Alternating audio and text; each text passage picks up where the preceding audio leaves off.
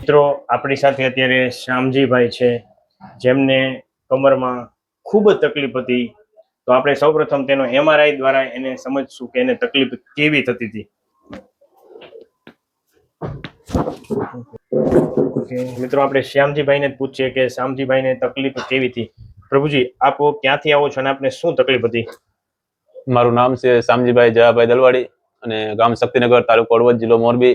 મારે કમરમાં તકલીફ હતી અને હળવદ, સુરેન્દ્રનગર, મોરબી, ગાંધીનગર ત્યાં બતાવ્યું હતું. એ લોકોએ ઓપરેશનનું કીધું. તો ઓપરેશન કર્યા પછી કે આ પગ હાજા ન થાય, ગેરંટી નહીં કોઈ.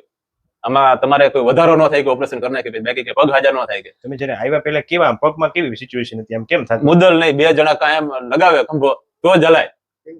એના વજન ઉપર, એની ઉપર નાખી, મારા વજન થી નહીં, એની ઉપર વજન નાખી દઉં બધું હાથથી તો જ હાલી શકું, નકર નહીં. ટીંગાતા આવે પગ, હલાય નહીં ઠામ. પગ આમ ફૂટ ડ્રોપ થઈ ગયા ના, એમ આપણે થી ન મુકાય, એને લબડતા આવે.